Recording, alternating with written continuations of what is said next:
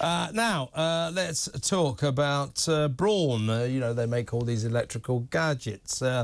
And there's a little top model called the Series X Hybrid Trimmer. And that's for blokes to groom their beards, their beard hair, their body hair, their head hair, offering styling and trimming from head to toe. Guess who's advertising it? A trans man with a double mastectomy operation. You know, you can see the scars. I mean, my question would be, you know, all right, if you think that's the best way to go commercially, fine, do it. But wouldn't it be better to sort of get a bloke, you know, somebody who has got a beard, you know, and needs this trimmer? And we've seen this before. And I think it trivialises very serious surgery. It trivialises gender dysphoria. And it's just frankly distasteful. Let's talk to the founder of Standing for Women, Kellie J. Keane. Hi, Kellie. Good morning. What's your take on this? Well, I think, look, we've commodified women's bodies for a really long time. And now, you know, the choice for young women is OnlyFans on one extreme, or cutting your breasts off on the other. And either way, you're jumping into a pit of misogyny. And I think women have always done that. Lots of people have always done that. They've always done things that are very bad for them in the long run. But to glorify it and for it to be sort of a capitalist venture and advantageous to use these women with their double mastectomy scars, I just think that just says exactly where we are right now, which is nothing of value is valued. And lots of superficial things are seen to be virtuous. And this is just another one. It's just gross. I mean, there's women up and down this country who have probably had to have double mastectomies in the last few months because it's their only way of actually making it to the next year. And for this to then be celebrated and lauded by Braun, I think is despicable. I hear you, Kellie, and also, you know, even gender dysmorphic people with gender dysphoria who have double mastectomies, that's still a serious operation, and I think these kind of adverts insult them. We saw it only recently with Costa Coffee, you know, that cartoon on the edge of their delivery truck with a, you know, with the scars underneath there. It's a cartoon. Now, there was a massive outcry about that. People were just boycotting Costa Coffee left, right and centre, appalled by this trite, facile form of advertising. So what do you think has compelled Braun to go down that same path? Why have they done this? I mean, you know, it's wokery and it's virtue signalling gone mad. It will be to their own detriment, won't it? Yeah, I think, look, is it young marketing teams? Is it inexperienced people that have just come out of university and think that they've just found the new gold? I have no idea. But it just does seem to be just really backward thinking.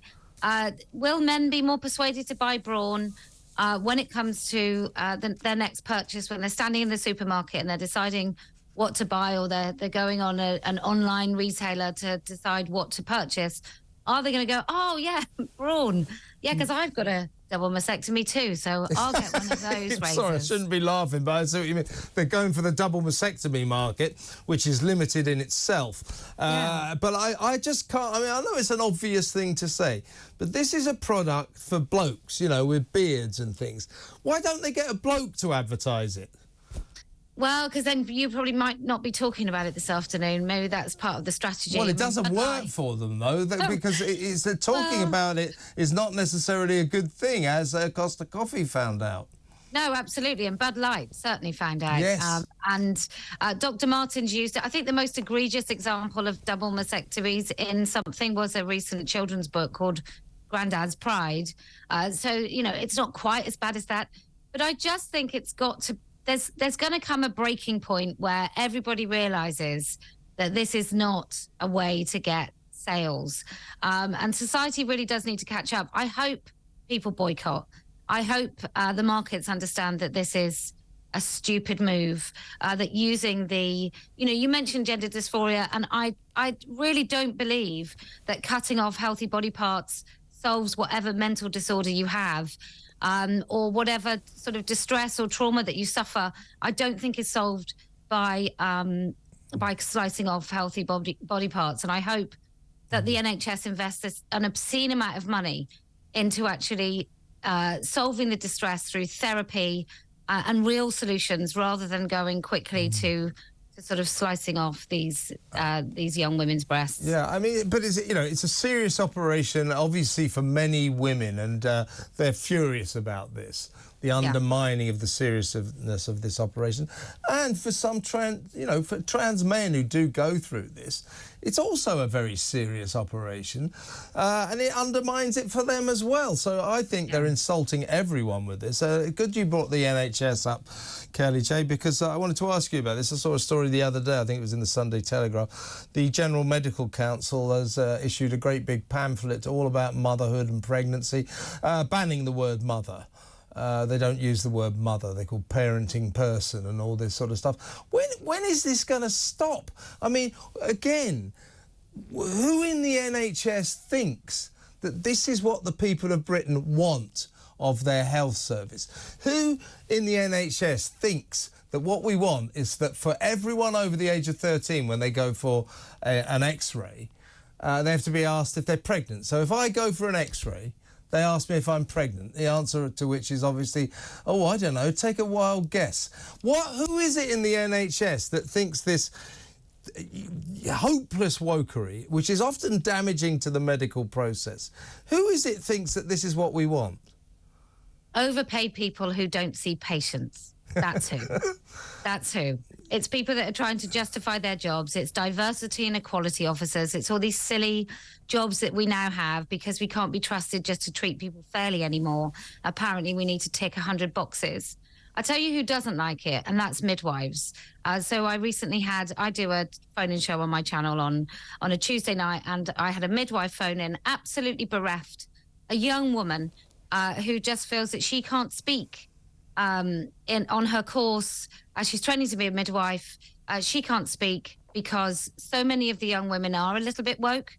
But nobody wants this. Nobody wants to stop calling mothers mothers. Yeah, I know. It's insane. Or women. You know, what's wrong with the word woman or women?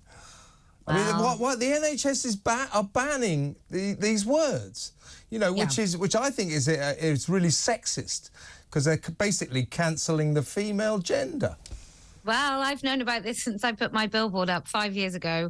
It's definitely the word woman. It's all of the language associated with us. With this new advert with Braun, men are now being pulled into this ridiculous erasure of language. So it's happening to men now, but it's been happening to women for a really long time.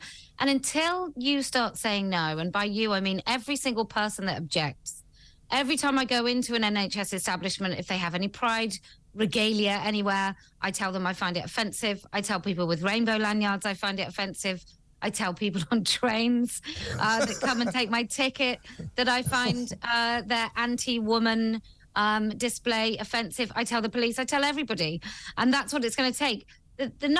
Us lovely people, it's relied upon the fact that we are just going to put up and shut up.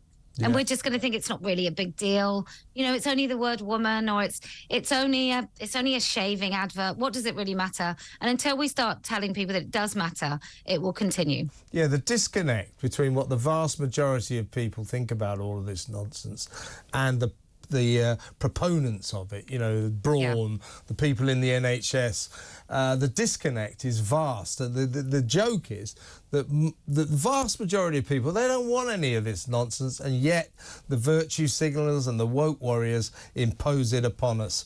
You're right, we should rise up against it. Kellie J, it's been too long. Good to talk to you again. Kellie J Keane there, founder of Standing for Women. What do you think about that? You know, why? Give me a call, let me know. Should Braun be using a trans man with a double mastectomy operation to advertise, you know, a trimmer for your beard? I mean, by all means do it, I suppose, if you want. There's nothing against it. But wouldn't it be better if they got a bloke to do it? You know, someone with a beard. It might help, mightn't it?